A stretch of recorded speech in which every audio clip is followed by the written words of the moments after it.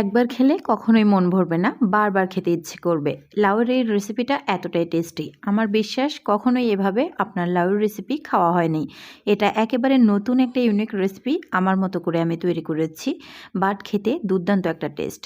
So skip না করে সম্পূর্ণ ভিডিওটা দেখে নেবেন, আপনার পরিবারের সবাই প্রশংসা করে খেয়ে নেবে। শুরুতেই লাউয়ের খোসাগুলোকে আমি আলাদা করে নিয়েছি, আর খোসাগুলোর ভর্তার রেসিপি আমি অলরেডি শেয়ার করেছি আপনাদের সাথে। আর এখানে এখন আমি লাউটাকে কেটে নিব।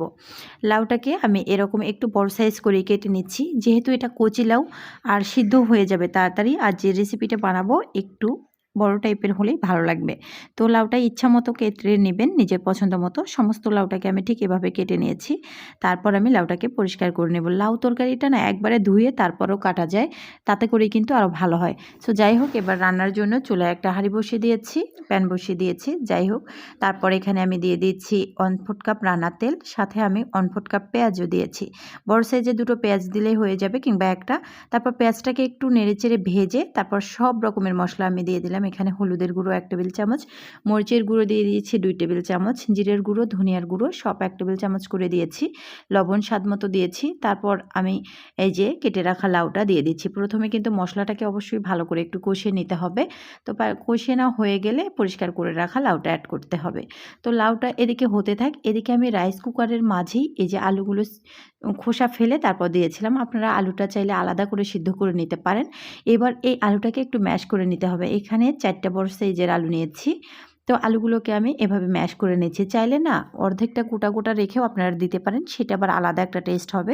তো ম্যাশ করলে না ঝোলের ঘনত্বটা একটু ভারী হবে, খেতে ভালো লাগবে। এবার খুব ভালো করে আমি লাউয়ের সাথে আলুটাকে মিক্সড করে নিচ্ছি। লাউ তো সবসময় আমরা কম বেশি খেয়ে থাকি, তবে এই স্বাদের রেসিপিটা আপনার কখনোই খাওয়া হয়নি, এটা আমার বিশ্বাস। আমি আবারও বললাম। তারপর 1 কাপ পরিমাণ পানি অ্যাড করে দিয়েছি। এবার খুব ভালো করে নেড়েচেড়ে মিক্স করে নিতে হবে। রেসিপি ভালো লাগলে ইউটিউব, ফেসবুক যেখান থেকে দেখেন না কেন আমার পরিবারে যুক্ত হয়ে যাবেন। সম্পূর্ণ রেসিপি দেখে ভিডিওর কোনো অংশ একটুও ভালো লেগে থাকলে প্লিজ একটা হলেও লাইক, কমেন্ট, শেয়ার করবেন।